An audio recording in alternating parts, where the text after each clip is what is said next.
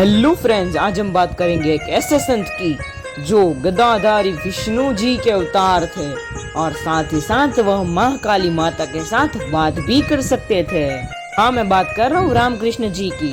Waste Bengal के कलकत्ता शहर से 90 किलोमीटर दूर कामारपुकुर नाम का एक गांव है। इससे लगभग 150 साल पहले इधर खुदीराम चट्टोपाध्याय नाम के पवित्र ब्राह्मण रहते थे।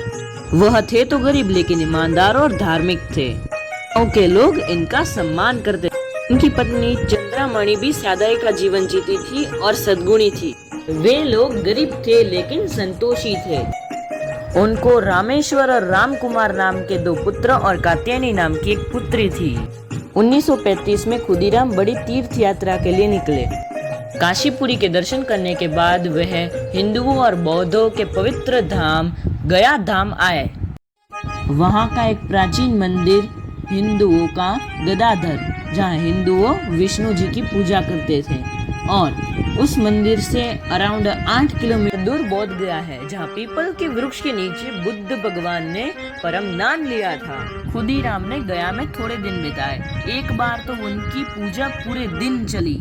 रात को सोते वक्त उनको एक अद्भुत सपना आया जिसमें भगवान गदाधार विष्णु उनके सामने प्रकट हुए। नीला भूरा रंग और एक तेजमयी प्रकाश के साथ भगवान ने बोला, खुदीराम, मैं तुम्हारी भक्ति से प्रसन्न हुआ और मैं तुम्हारे घर पुत्र रूप में जन्म लूंगा। खुदीराम तो चमक उठे। उन्हें इस पर विश्वास नहीं हो रहा था। उन्होंने प्रभु से कहा, नहीं प्रभु, आपने मुझे दर्शन देकर मुझे धन्य कर दिया है। मैं तो गरीब हूँ, मैं आपकी सेवा कैसे कर पाऊंगा। लेकिन विष्णु जी ने बोला, खुदीराम, चिंता मत कर, मैं तू जो भी देगा उससे राजी रहूंगा। जब खुदीराम उठे तो उनके मन में आनंद था, साथ साथ में घबराहट भी थी, और थोड़े दिनों में वह कामारपुकुर वापस आए। उनकी पत्नी चंद्रामणि सरल स्वभाव की थी। वह सबकी बात मान लेती और सबको प्रेम से रखती। एक दिन चंद्रामणि झुग्गी महाशय के शिव मंदिर के सामने खड़े रहकर धनी लुहारण के साथ बात कर रहे थे। अचानक से शिवलिंग से एक तेज प्रकाश आया और उनके शरीर में प्रवेश कर गया। उनके अंग अंग में यह प्रकाश फैल गया और उनको पुत्र का आभास हुआ। जब खुदीराम गया धाम से वापस आए तो चंद्रामणि ने बोला कि चिंता मत करिए, पर ये बात किसी को मत कहिए। और इसके जवाब में खुदीराम जी ने बोला कि गया धाम में उनको भी ऐसा ही आभास हुआ था। 18 फरवरी 1836 को एक सुंदर बालक का जन्म हुआ। उस टाइम वह पड़ोसन धनी लुहारन वही हाजिर थी। उस टाइम जहाँ बालक रखा था वहाँ नहीं था, तो लुहारन सोच में पड़ गई कि ये गया कहाँ होगा।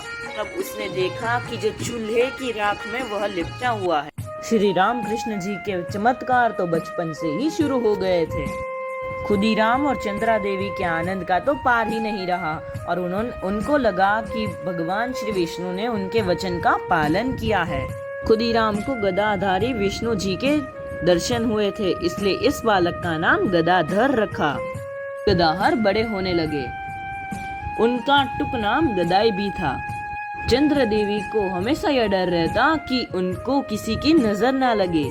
खुदीराम को पता चलने लगा कि यह बहुत इंटेलिजेंट और शार्प माइंडेड है, इसलिए वो हर रोज उसको गाने सुनाते और साथ ही साथ महापुरुषों की कथा भी कहते। अब गदाधर 5 वर्ष के हुए और गांव के एक जमींदार के लाहा बाबू के बड़े से घर के एक भाग में स्कूल चल रही थी और उसमें उसका एडमिशन करवाया गया।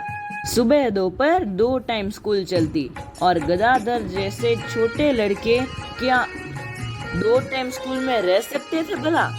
वह अपने दोस्तों के साथ खेलने चले जाते। उनको नाटकों और साथ ही साथ गानों में बहुत इंटरेस्ट था। खुदीराम उनको कभी भी नहीं डांटते थे। उनको पता था कि उनका बच्चा सामान्य व्यक्ति नहीं है। एक बार जो कह दिया वह उसी हिसाब से काम करेगा। फ्रेंड्स, आज की वाली वीडियो में बस इतना ही। Comment for part 2।